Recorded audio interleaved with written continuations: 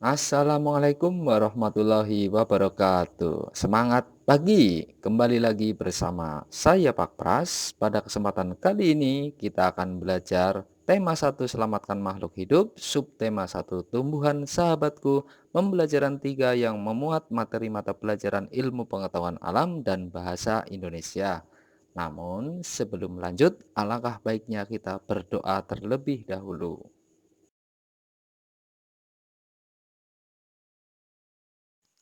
Perhatikan gambar berikut. Tumbuhan selain berkembang biak dengan cara generatif, juga berkembang biak dengan cara vegetatif. Bagaimana perkembangbiakan vegetatif pada tumbuhan? Ayo kita cari tahu. Perkembangbiakan secara vegetatif terjadi tanpa proses penyerbukan atau perkawinan. Perkembangbiakannya berasal dari bagian tubuh tumbuhan itu sendiri, misalnya akar, batang, atau daun. Sehingga tumbuhan baru yang dihasilkan akan memiliki sifat yang sama persis dengan induknya.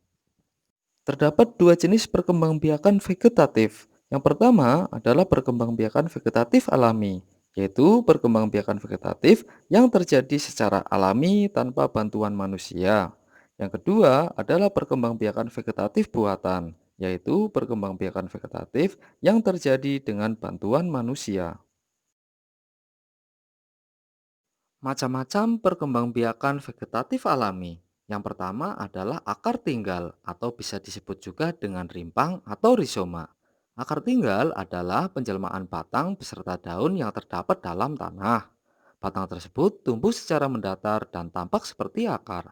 Selain sebagai alat perkembangbiakan, akar tinggal berfungsi sebagai tempat cadangan makanan. Contoh tumbuhannya yaitu jahe, lengkuas, kunyit, kencur, dan temulawak. Yang kedua adalah umbi lapis. Umbi lapis adalah pelepah daun yang bentuknya berlapis-lapis. Setiap siung umbi lapis akan dapat menjadi individu baru. Pada bagian atasnya akan tumbuh tunas dan kemudian pada bagian bawahnya akan tumbuh akar serabut. Contoh tumbuhannya yaitu bawang merah, bawang putih, bunga tulip, dan bunga bakung. Yang ketiga adalah umbi batang. Umbi batang adalah batang yang tumbuhnya di dalam tanah. Umbi batang terbentuk dari batang yang mampu memunculkan tunas maupun akar. Contoh tumbuhannya yaitu kentang dan ubi jalar. Yang keempat yaitu umbi akar. Umbi akar adalah akar yang berisi cadangan makanan. Contoh tumbuhannya yaitu singkong, lobak, dan wortel. Selanjutnya yang kelima yaitu geragih. Geragih adalah batang yang tumbuh dan menjalar di permukaan tanah. Tanaman baru akan tumbuh pada buku-bukunya dan tidak bergantung pada induknya. Contohnya yaitu stroberi dan rumput teki. Yang keenam, tunas. Tunas adalah keturunan atau anakan yang tumbuh dari batang pohon yang ada di dalam tanah. Contoh tumbuhannya yaitu pohon pisang, bambu, dan tebu. Yang ketujuh adalah tunas adventif. Tunas adventif adalah tunas yang tumbuh pada tepi daun, kemudian akan tumbuh akar. Contoh tanamannya adalah cocor bebek, sukun, dan kesemek. Yang terakhir adalah spora. Spora adalah sel yang berubah fungsi menjadi alat perkembangbiakan. Contoh tumbuhannya yaitu tumbuhan paku, lumut, dan jamur. Macam-macam perkembangbiakan vegetatif buatan. Yang pertama adalah cangkok. Tumbuhan yang dapat dicangkok adalah tumbuhan yang batangnya berkayu dan berkambium. Akar tumbuhan hasil cangkokan berbeda dengan akar tumbuhan induk. Akar tumbuhan hasil cangkokan berupa akar serabut, sehingga pohon kurang kuat dan biasanya berumur pendek. Namun keuntungannya yaitu pohon cepat berbuah, sifat sama dengan induknya, dan pohon tidak terlalu tinggi. Yang kedua adalah stek batang. Stek adalah memperbanyak tumbuhan dengan cara menanam bagian tertentu dari tumbuhan tanpa menunggu tumbuhnya akar. Stek dibedakan menjadi tiga, yaitu stek batang, stek daun, dan stek tangkai. Stek batang dilakukan pada tumbuhan ketela pohon dan tebu. Selanjutnya yang terakhir yaitu menyambung.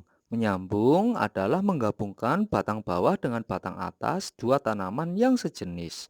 Menyambung bertujuan untuk menggabungkan sifat-sifat tanaman yang baik atau unggul sesuai yang kita inginkan. Tumbuhan yang dapat disambung antara lain kopi, mangga, dan durian. Sekarang ayo membaca. Bacalah teks berikut dalam hati.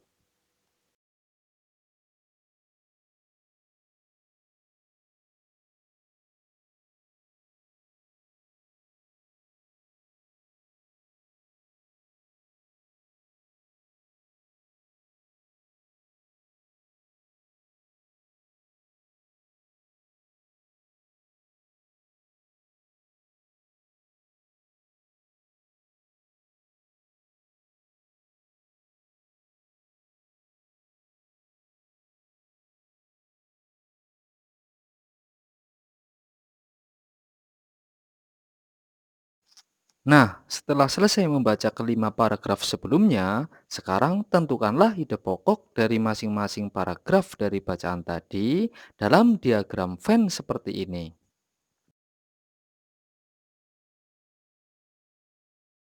Demikian belajar kita kali ini. Kita akhiri dengan doa semoga bermanfaat. Sampai jumpa di lain waktu. Terima kasih telah menonton. Wassalamualaikum warahmatullahi wabarakatuh.